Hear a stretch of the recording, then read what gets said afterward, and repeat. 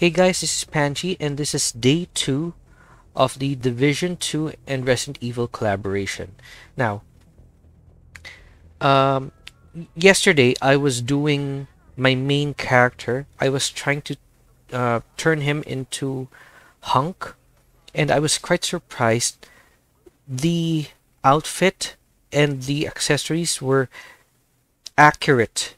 They were extremely accurate to the game. Uh, Specifically the Resident Evil 2 remake version of the Hunk.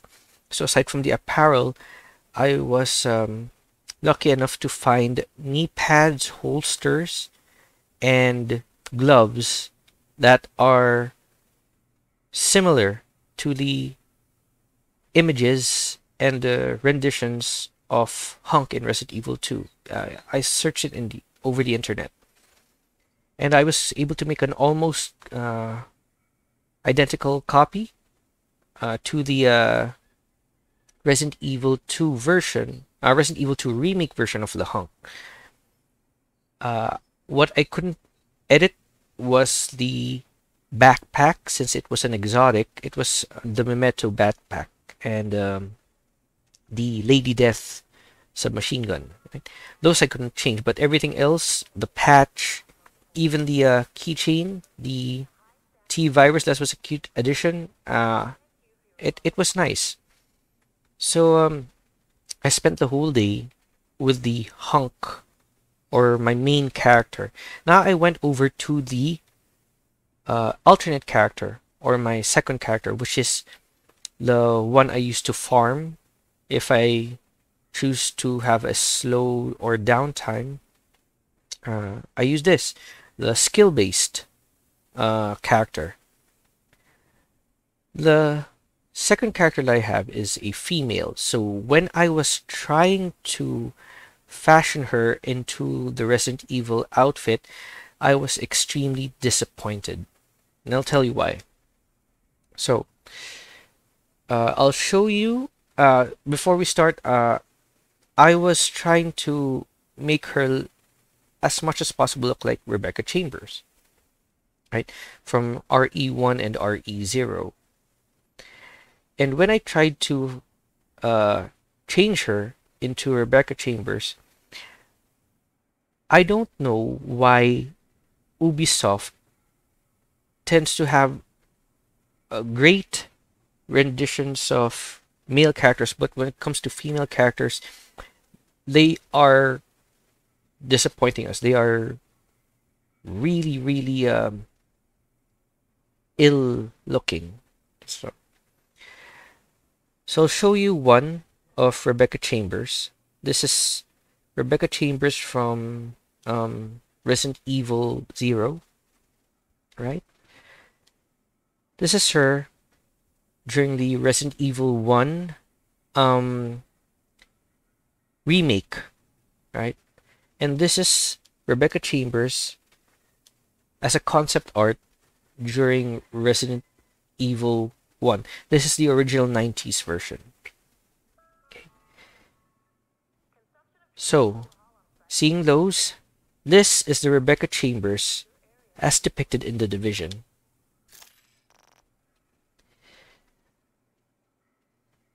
There's a lot of differences, mostly problems that I saw when it comes to the Resident Evil versions versus the Division version. Now, when I was trying to fix the hair and the face, that's the one where I said I couldn't do anything about it. That's the Division's part of the aesthetics, right? There's no fault there. What we get is what they give, right? So I have no complaints. I already expected that I will never have her face and her look exactly like Rebecca Chambers, and to force it to look like that is something that is technically my fault. If I try to make her look like Rebecca Chambers through face and hair, that would be my fault, because I can't force something that's impossible, right? Right. But here's the problem from the neck down. So if we look at Rebecca Chambers from every version, you'd notice that she has this choker, right? It's probably cloth or a thin piece of leather. Either way, for all versions, she has them. It's pinkish red. The Division 2's interpretation of Rebecca doesn't have the choker. They could have put it in the scarf accessory, but they didn't for some reason. Now, that's the minor gripe. The next one is here, the chest armor. So for her bulletproof vest, for the Division 2 interpretation or rendition, there's a big rescue patch at the center of the chest, which was never in any of the models for Rebecca Chambers in any of the Resident Evil games or even the movie. So I don't know why they placed that there. Next, below, okay, I don't know why the Division didn't cover the knee pads, because there are some pants in this game wherein the knee pads can be covered, right? The knee pads can be covered by the cosmetics of the pants. Like for example, I'll give you one. Where is it? Oh, sorry. Okay. For example, there's an this one. Where's the output? Okay, this is one. This one's from the Outguard Apparel. If the if the pants are designed well enough that the knee pads are no longer needed, they can do that actually. So see, the knee pads aren't shown with this type of pants, but again, for this Rebecca Chambers, they didn't cover the knee pads with the pants.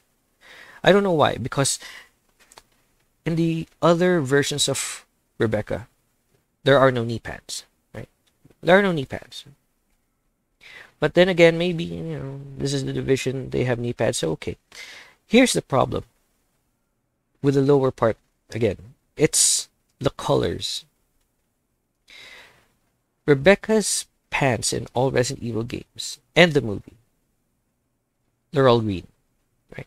Even the concept art, it's green.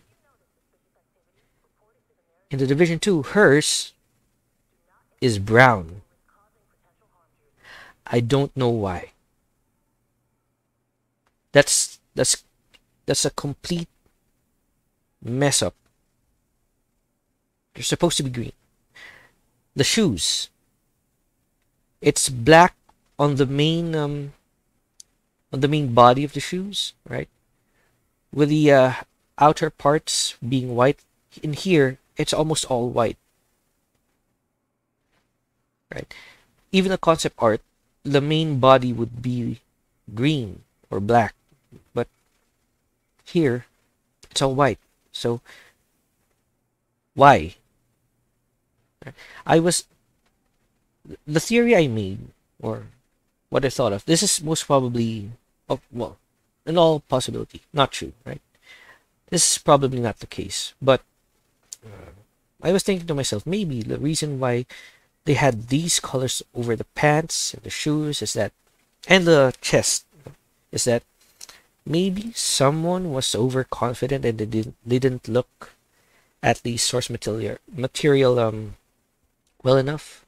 They were so confident with what they remember about Rebecca Chambers that they no longer had to double check and they just put it there. That's unlikely, but it's like the Mandela effect. Yeah, the false memory. But they thought they remembered it this way, and then they were so sure of it, and then they placed it there. Now that's unlikely the reason. It's just a funny thought that I try to rationalize, but the colors are completely wrong. Now, aside from the clothes, notice the body figure of Rebecca Chambers in Resident Evil 0, 1, right? And even the movie. She would have this slim aesthetic. We know what Rebecca Chambers looks like, right? So we have an idea of what she is, and her leanness, right? The problem is when we put her clothes in Division characters, that's when the disproportionate body figures of the Division show up. Because we all know what Rebecca looks like in relation to her clothes. But because for some reason the Division won't create feminine figures for their females in the game, when you put her feminine clothes, Rebecca's feminine clothes, over the Division characters, they look so bulky, right? I mean, look at the shoulders to hips ratio. So when we are born as either XY or XX. Yeah. Since back then, right, through evolution, or since our primitive ancestors, right, there's a big difference between XY and XX. For the XY, the reason they have broad shoulders, bigger musculature, lean lower areas, lean hips, it's because through social interactions, through responsibilities, they would have bigger muscles, they would have broader skeletal structures to support their livelihood. They would be the ones to do hunting, they would be the ones to protect a group, they would be the ones who would lead, be the front line, be the vanguard. So they have to be buffer, right? That's their whole skeletal structure. That's why most, not exclusively, but most males are born with broad shoulders, which is what we're seeing right now with the Rebecca Chambers interpretation in the Division. Now we go to the XX. Females would tend to have narrower shoulders because they weren't really brought up or didn't really evolve for physical interactions with the environment and with society. So, well, times are changing, but that was their function back then. Another function was giving birth. That's why they have wider hips, so that when they give birth, their hormones as well accommodate the passage of the child through the birth canal. So they need wider hips. They need hormones that instead of increasing muscle mass, they relax, or they make the surrounding structures softer for the ease of the female to pass the baby from the womb to the real world, to the outside world, right? Males would have testosterone, while females would have estrogen, progesterone, relaxin. Right? They all support the primary function of giving birth. Right? That's the XY and XX. So we have an innate concept of what a female and a male should look like through evolution, through instinct, through nature. Right? It's an automatic thing. So when we see Rebecca, I mean the Division to Rebecca, as she is, there's something wrong with her proportion. There's something not right. And that's because the shoulders are way wider than the hips as compared to that of Rebecca's interpretation or rendition, right? So a big um, that's a big mystery. Why would the way they do it that way? Now, I can blame the skeletal design of the division, but only partly, because for some odd reason as well, when I go to the apparel, I go to the outfits and the Resident Evil category, right? This is Rebecca. Now, again, for some reason, the males in the division, I don't know why they give more attention to detail and accuracy for the males. Because, like I said, this is accurate. Right? The pat, the body pockets. Right? This is Chris Redfield's outfit, accurate, and for some reason, way leaner for Rebecca. Sorry, way leaner than Rebecca when it comes to the division character. I don't know why this looks more body proportionate than an actual clothes meant for females, right? The broad shoulders looks like this could be more for a male character, for Chris, than actual Rebecca, right? While this is more befitting of a female or Rebecca right now.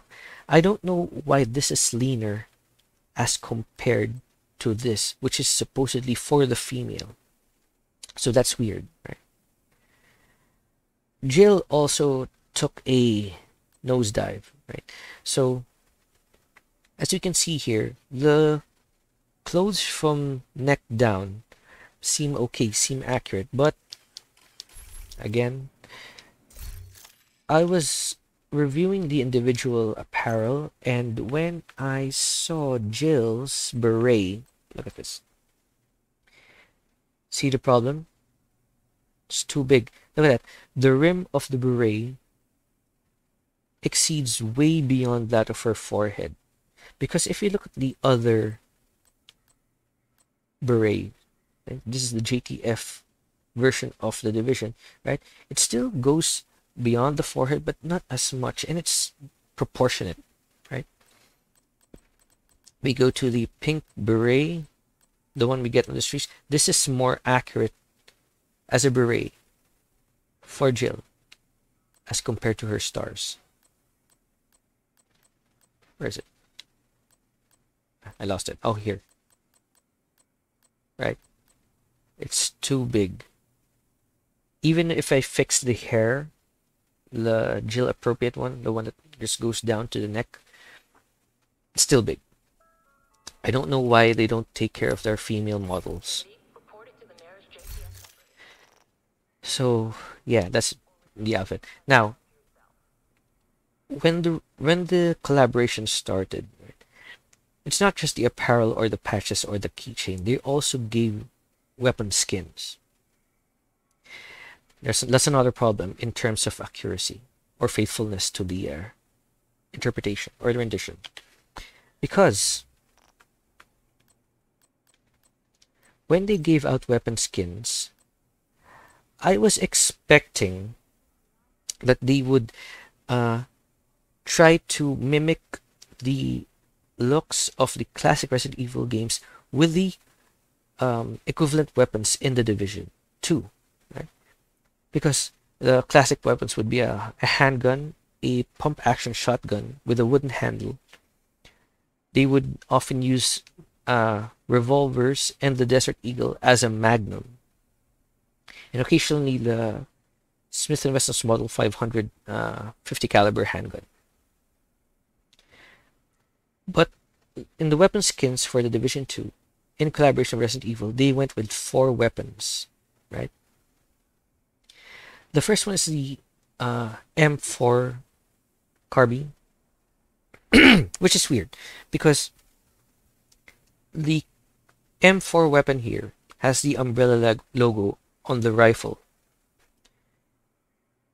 The weapon of choice for umbrella agents like Hunk would be the NP5, specifically the ones with a collapsible stock. they barely use the assault rifle. The only person I know who use the assault rifle in terms of mainstream would be that of uh, Re Resident Evil 5 and 6 Chris Redfield and Carlos, and the original Resident Evil 3 version of Jill Valentine. Right? If you go easy mode on the Resident Evil 3 original game, you'd have the assault rifle.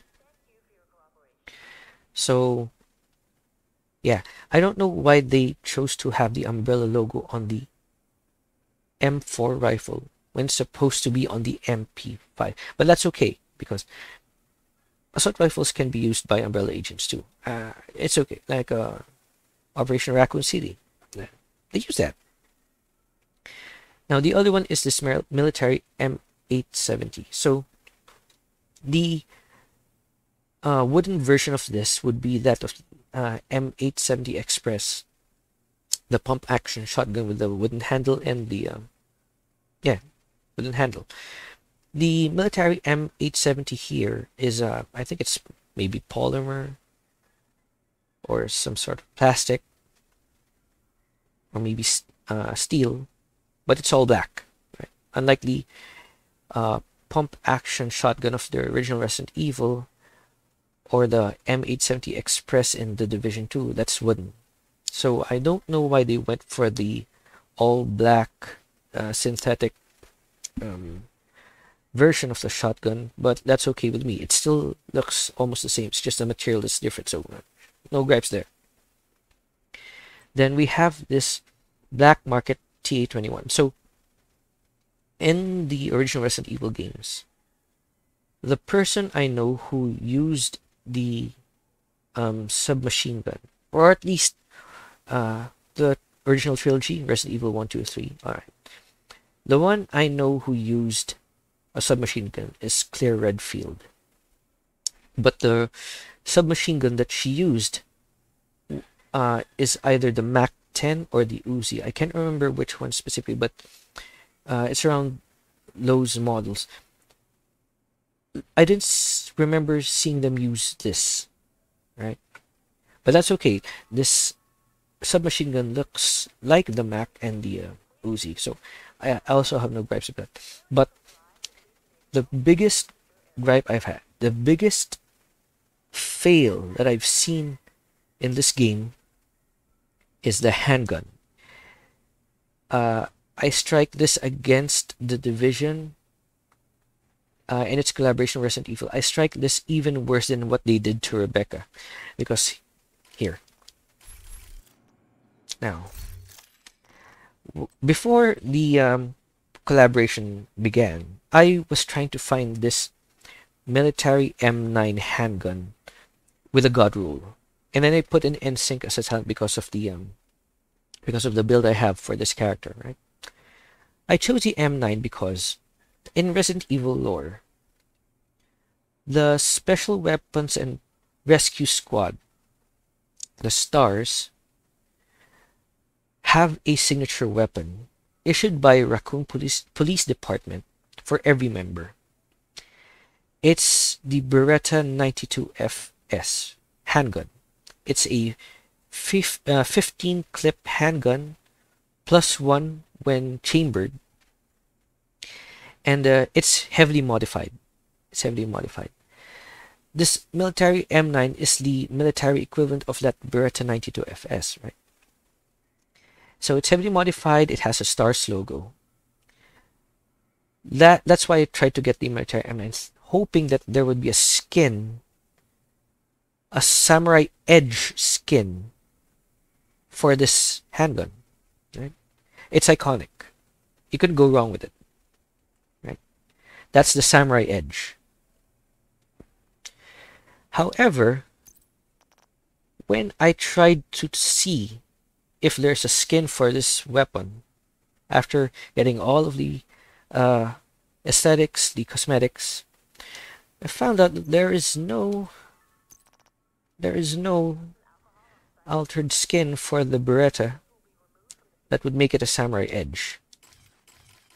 What disappointed me most is that they put the Samurai Edge skin over the custom PF-45. This is a Smith & Wesson's military and police handgun. What's even worse is that it's a 45 caliber handgun, which I don't understand. Although it has a 15 round clip, this is not the iconic look of the Samurai Edge. I don't know why they put that skin over a handgun that's not the Beret 92. I don't know why. That is the biggest disappointment for me, because Samurai Edge is the iconic weapon of Resident Evil and they couldn't even get that right. But that's my opinion. Oh.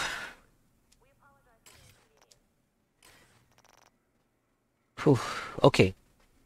Last thing. Yesterday I was trying to get the keychain and the patch for Hunk, right, to make him almost accurate to the Resident Evil series. And I was lucky enough that the first day of the event included the T-Virus and the Umbrella logo patch. So that's what I put in. Then I waited 24 hours, right, for the next event, which is what gives me another disappointment, because the second day of the event, if you complete the project, would be this zombie hand and this 25th anniversary patch, which is a big problem for some players, because not everyone has work hours of 9 to 5 or 8 to 4 or 7 to 5 or something like that. Not everyone has that work time. Some would go 24 hours without even taking a break or rest. Some would use most of the day for work and then go home to just sleep and then miss out on the 24-hour event of Resident Evil, which means they could miss out on certain keychains and patches if they are so unlucky enough not to fall on that day. If they're targeting for RPD or Stars patch, they would miss that because they couldn't afford to play the game on that day, which is unfortunate. So for me to get all the keychains and patches, I have to play this game every day without missing a single event, which is really bad for some. It's really unfortunate for them. I don't know why they did this. Well, that's it. That's for my rant. I mean, they're just cosmetics, right? And they're just a video game component, right? It's not really gonna affect the real world in any major way. It's just for entertainment, but you know, for a Resident Evil fan, a long time Resident Evil fan for a decade, you'd be a bit disappointed, right? So yeah, that's it. That's my rant. Please give me your thoughts in the comment. This would hopefully be a productive discussion. If you were able to spot any mistakes that I made, please comment them below so I would be able to know and learn from my mistakes if there are any. If there are some agreements, please share them, because this is a really, really bad screw up for the Division's part, for Ubisoft's part. Right? If you enjoyed the content, please like and subscribe. And I hope you watch me on my other videos. I hope you also follow. Thanks for watching. I'll see you guys again soon. This is Panji, and I'm signing out.